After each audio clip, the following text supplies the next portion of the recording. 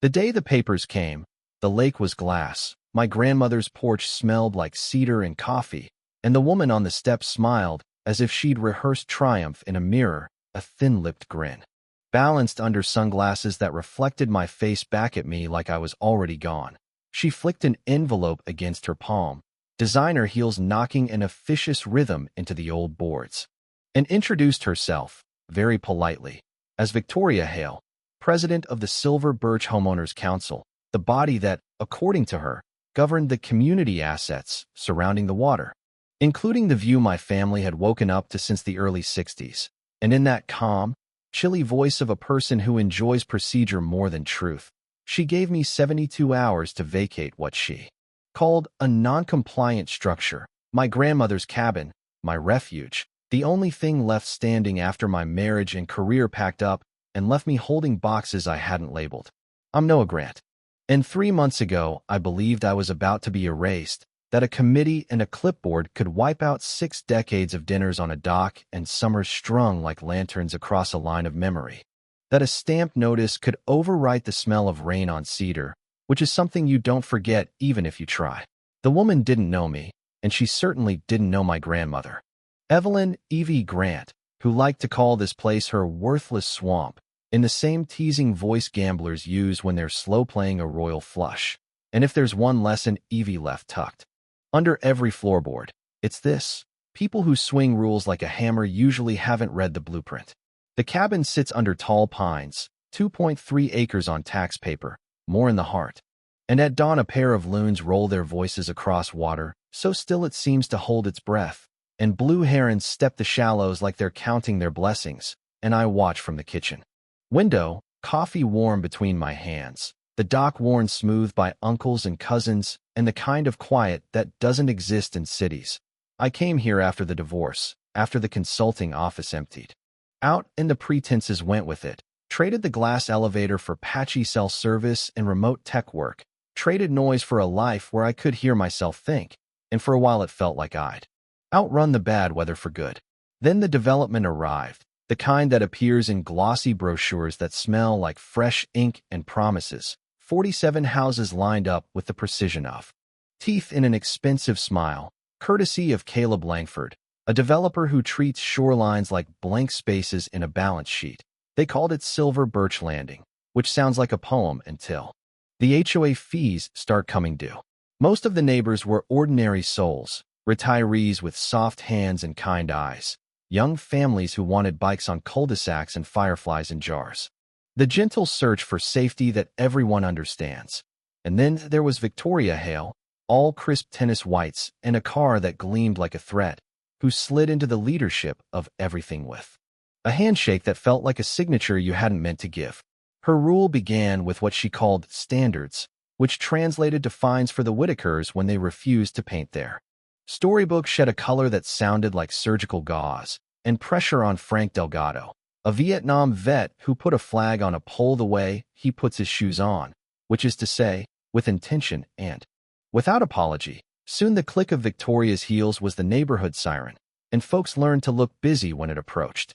When Silver Birch Homeowners Council formally organized 18 months earlier, when Caleb sold the last lot and floated off to his next pond, Victoria expanded her jurisdiction like a storm cloud, tried to fold my grandmother's cabin into bylaws written decades too late, and the letters began to arrive. Monthly community contributions, architectural penalties because my honest cedar didn't match their preferred vinyl, the sort of Kafka by mail that you burn out of disgust and a little fear, watching the flames make handwriting into smoke. I knew enough to suspect she couldn't do what she was doing, that my place was older than her covenants and therefore shielded by time itself. My uncle Leonard Price, a real estate lawyer retired in theory but not in spirit, once told me that if you let an HOA pretend long enough, it becomes what it pretends to be, and in that thought there's a warning and a dare. Victoria found a lawyer, Bradley Pearson, a suit with a sheen of late-night commercial, and filed liens that read like fiction. And when the paper didn't bite, she chewed on my past instead, digging up the divorce, painting me online as unstable, the kind of man who would set a neighborhood on edge. And for a while it worked. Because fear is contagious, and silence is comfortable, and the people who wished me well kept their well wishes behind curtains. The morning she delivered the eviction notice, I watched her gaze drift over the lake like she owned the reflection of the sky, and in that look something in me tightened but didn't break. A knot you save for later when you need to pull hard. There was a sentence my grandmother used to repeat, usually while shelling peas or dealing cards. If you don't know what you have, somebody else will explain it to you. And that afternoon those words felt like a push. Down the courthouse steps and into the basement where old paper lives. The county archives are a place where time hums, where dust remembers the names that ink forgot, and behind a counter sat Marion Doyle, a clerk who's been steering files since the Carter years and wears patience like a shawl. She listened, smiled the way people smile when they've seen this movie before, and began to pull deeds as if sorting through a deck for the exact card you need. Waterfront land, she said, ages like good wine, if you know where to look. And with that she put a stack in front of me that turned my hands a little unsteady. The documents were old enough to smell like vanilla, and inside them were words I'd heard but never owned. Established riparian rights, a chain back to an 1891 homestead, the kind of phrase that says, clearly, this was here first, and not just a cabin but privileges that run with the land like veins under skin. Then came the note in thin black letters, a reference to a 1962 boundary survey by Arthur Keene, the kind of man who'd draw a line as if it were a promise, and the measurement that changed everything, 247 feet. Farther east than any tax map admitted, a kidney-shaped bite out of what the neighborhood believed was shared gravel for shared lives. I looked up from the page at Marion, and she said it softly, almost like a blessing, that would cover the parking lot. And I imagined, very clearly, Victoria's car parked squarely on my land, and I'm not ashamed to admit the smile that came was quick and a little mean. I copied everything, every description, every seal, carried it to Uncle Leonard, whose office still smelled like leather and resolved arguments, and watched his eyes light in a way that reduced decades. He traced the lines, whistled low, said what we both knew. If the old survey holds up under a modern one, the ground beneath their certainty belongs to me, and so does the access road. That makes their certainty usable. But, he added, tapping the page with a knuckle like a gavel, we verify first. And that night the cabin felt like a held breath, the lake a mirror that hinted at secrets. 2 days later Miles Keene, Arthur's son, showed up with GPS gear that looked like moon lander legs, and 3 hours after that he delivered coordinates that mapped exactly onto my grandmother's treasure, stakes in the gravel like orange punctuation, a sentence that read, plainly, you're standing on Noah's land. He wasn't done. Miles had run the water records while his equipment collected satellites, and what he brought back was so simple it felt impossible. When the old homestead was divided, the lakebed was not surrendered to the state. The water rights remained with the parcel my grandmother left me, and if that's true, and the paper said it was true, then the docks, the rented slips, the swim area the HOA advertises in bold font, all of it sits over my ground. Their amenity floating on my inheritance, and the fees Victoria collected for 3 years were rent for something she didn't own. I didn't sleep that night, not from fear, but from attention. The kind that drops a plumb line into your center, because this wasn't just leverage, it was stewardship, and what you do with power says more about the dead than the living. Friday's emergency meeting was set. Victoria had stapled flyers to every mailbox, and she'd invited law enforcement like a crown invites a guard, Sheriff Alan Brooks, a man with a patient face who's seen more messes than headlines, would be there to ensure decorum, which in her language meant to watch the execution. I poured coffee, watched the sun push up a coin of light, and felt the story click into gear. By the weekend, Victoria had moved from letters to theater. She staged a segment for local news, lured a young reporter, Kara Finch, to the gravel under my pines with the promise of danger and civic decay, recited into the camera a litany of my supposed sins, noncompliance, instability, threats by implication, her voice careful, her hand gestures small enough to feel sane, and for a few minutes I could almost admire the craft, the way she built a narrative like scaffolding around me, and then stood smugly at the top. The frame would have held, maybe, if Kara had looked down and noticed her van's tires biting into my boundary. Sunday, a safety patrol formed, 6 neighbors with clipboards and anxious energy, people who would be kind under different management, pacing my easement and driveway, noting when I checked the mail as if envelopes revealed intent, and their shoes crunched the gravel like an accusation. Monday, a code inspector arrived, Inspector Dan Rudd, carrying a weariness I recognized from anyone who's done a job long enough to see the loop. And he walked the cabin with professional indifference, while Victoria hovered by phone, ready to pounce on any finding, any hinge out of alignment. And after 2 hours, he tucked his meter into a case and said, in the dry tone of a man who's eaten too many vending machine dinners, "No violations, ma'am. This place is sound." And the silence that followed on her end was the kind you can taste.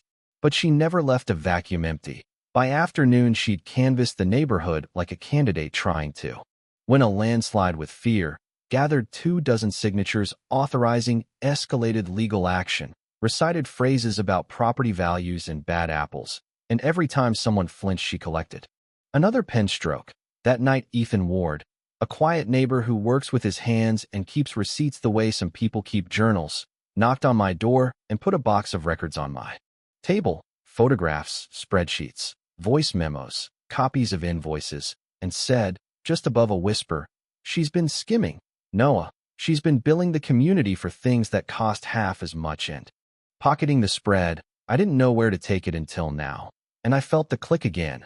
Another gear engaged, the machine now grinding in my favor. Down in the basement, behind paint cans and careful boxes labeled in my grandmother's neat script, I found the 1962 Arthur Keene survey, ink precise enough to qualify as art, and it matched Miles's GPS to the foot, the line that bit into the parking lot, the curve that cupped the access road, the ripples that outlined the lake bottom like a thumbprint.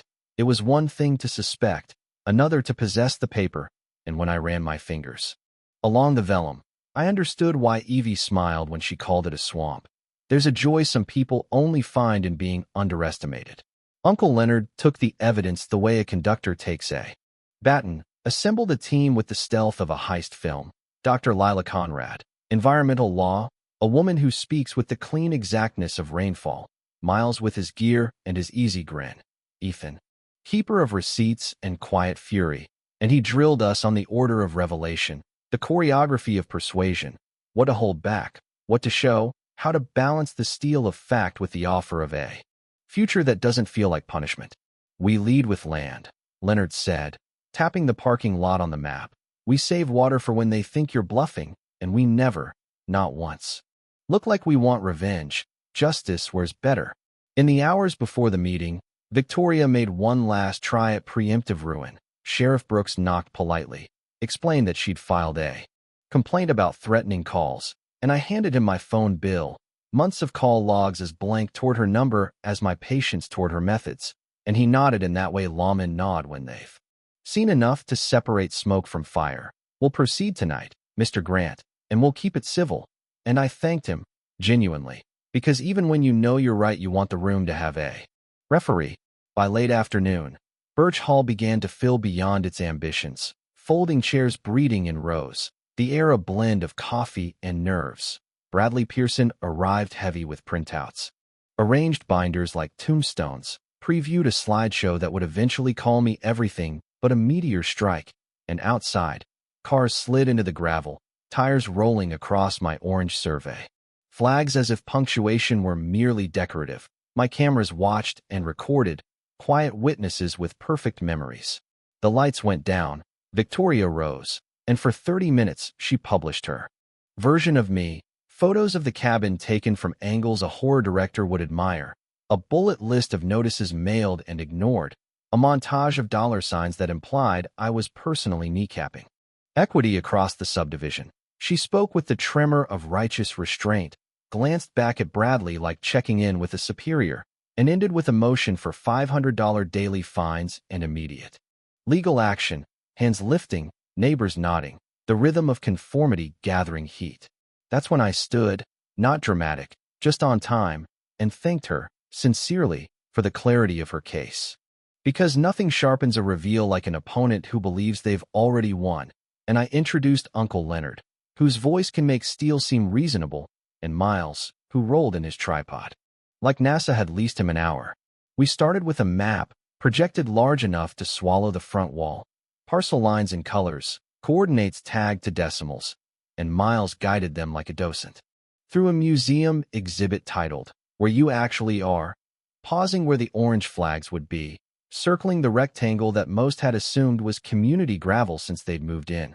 And then he overlaid the 1962 Keene drawing, and it clicked into place like a puzzle piece you've been holding upside down. Gasps, low murmurs, the almost comic sound of a dozen people redoing their mental math at once. That's not how it works. Victoria snapped, pearls bright against her throat. We maintain that lot. We plow it. We. And Leonard cut in gently, like a kindly professor, redirecting a student's enthusiasm. Maintenance isn't ownership, Mrs. Hale. Not at law. It's sometimes the opposite, especially if you weren't granted permission. This document chain, and these modern coordinates, place significant portions of your daily parking on Mr. Grant's land, including, he tapped the map, as if reluctant to twist the knife, your personal space, by habit. Hands lifted, questions bloomed. What does that mean for access, for guests, for deliveries? And I answered with restraint, that we were here to clarify, not punish, that we would offer an agreement that protected convenience and dignity for everyone, that we simply could not proceed as if trespass were a family tradition. And then, because theater should respect structure, Dr. Lila Conrad asked if the room would indulge one more overlay, one more document surprising only if you've never bothered to look under the surface of the water you assume is yours. She produced the water rights chain, the state's non-transfer notation, the point at which the homestead cut left the lake bed attached to my grandmother's parcel like a hidden root, and when Miles clicked the layer. Live, a blue shape blooming across the screen, all the way to the docks. I swear you could feel the barometric pressure change in the room. This, Lila said, tapping the lake's outline, is privately held submerged land, never conveyed to the state, which means that the structures above it, the slips, the moorings, the swimming ladders, the rented space, all operate at the pleasure of the holder, which, she inclined her head toward me in the formal way of old courthouses, is Mr. Grant. Silence, not the sullen kind but the honest kind, the kind silence makes when it suddenly respects a fact, and in that beat Sheriff Brooks uncrossed his arms and straightened, a small gesture that suggested we'd crossed from gossip into law. Bradley began to pack his briefcase. With the quiet panic of a man who realizes his client has walked him onto a stage trapdoor. I didn't gloat, temptation notwithstanding. Instead, I said what Leonard had drilled into me. I am not here to make enemies of neighbors. I am here to correct a mistake and secure fairness, and I'm willing to do that in a way that's better than what you've had. And Leonard handed out the draft, a parking license at $25 a month per household, lake access at $100 a year per family, slips at $75 a month, fees so far below market they sounded like typos, and a community improvement fund carved from the surplus to install drainage in the lot, lighting, safety, shoreline stewardship, the whole of it built to transform embarrassment into shared investment.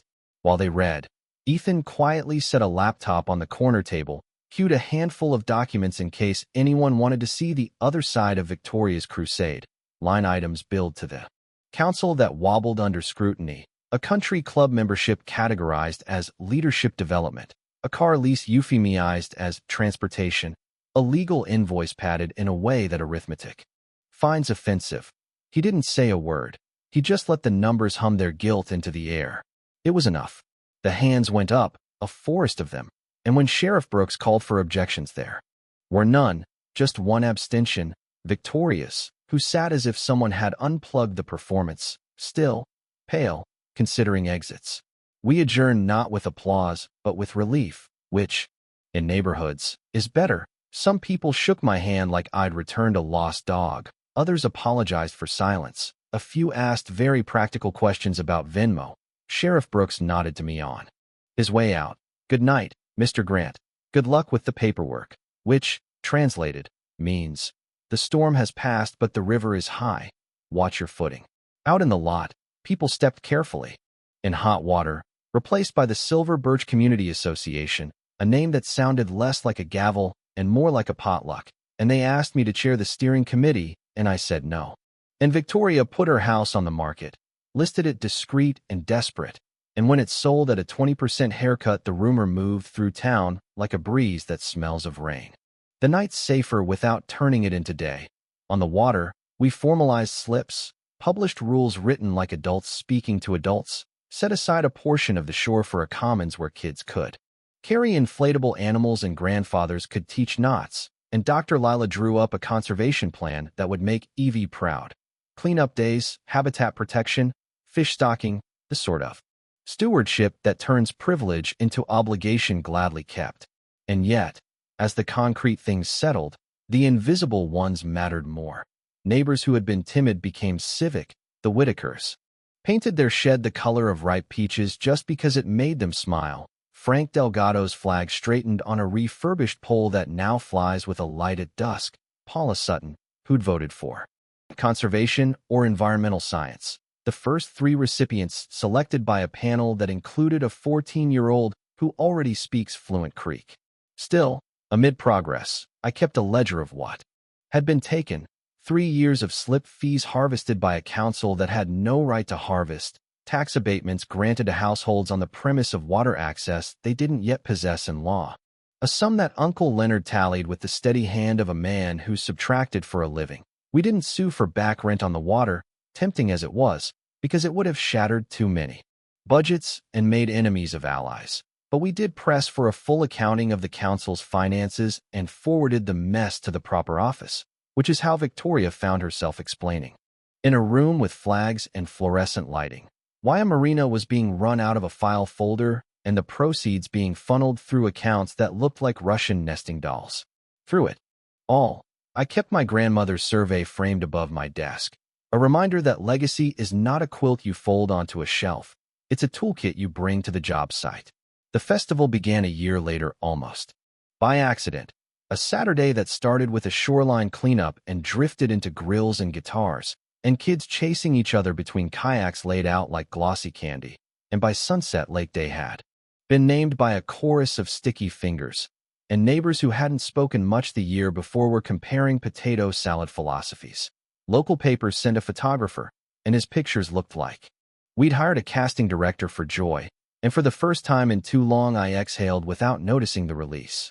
By then the county had reassessed everyone's parcels with real numbers and real permissions, taxes adjusting in a way that felt like sanity, values smoothing out at their honest level rather than a speculative shimmer.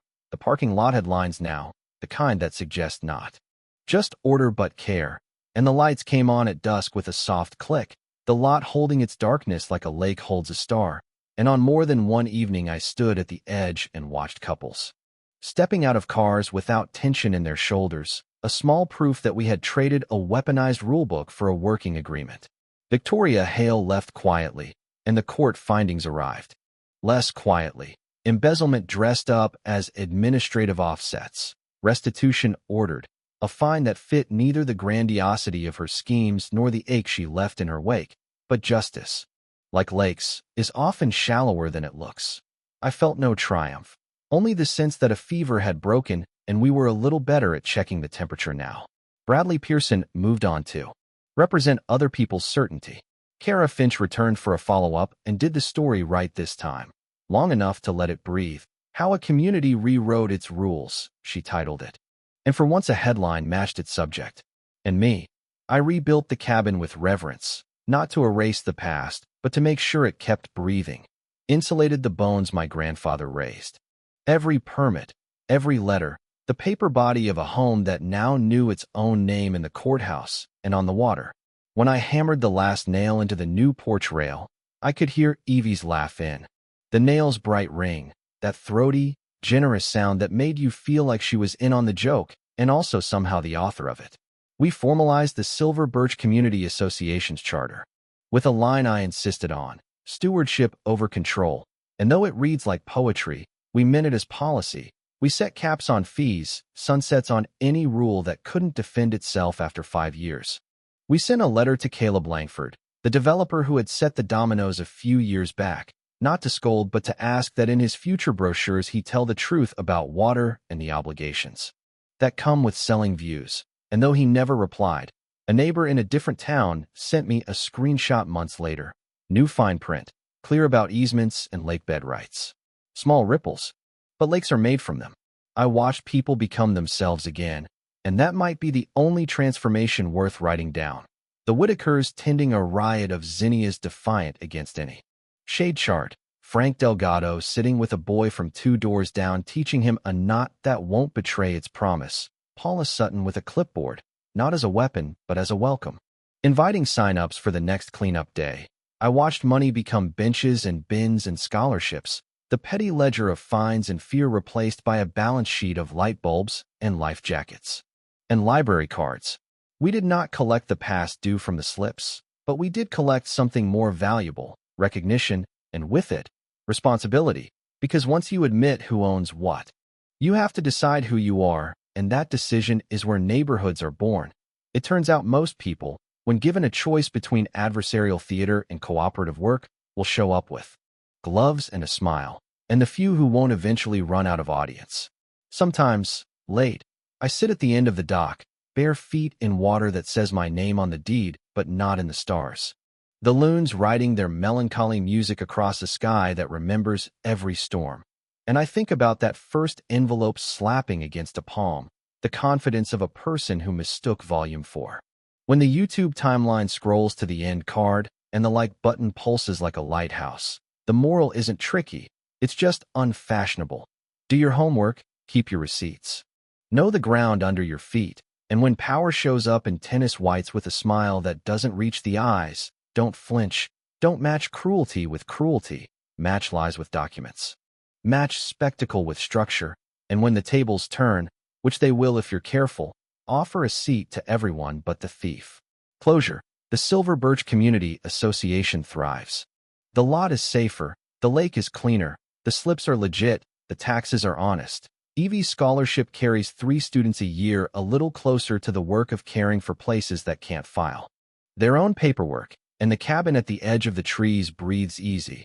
Victoria Hale answered to the state and disappeared from our shoreline story, leaving behind a cautionary tale folded neatly into our bylaws. And the rest of us, the guilty bystanders and the quiet allies and the folks who just wanted a place to fish at dusk, we learned that fairness is cheaper than litigation and tastes better too.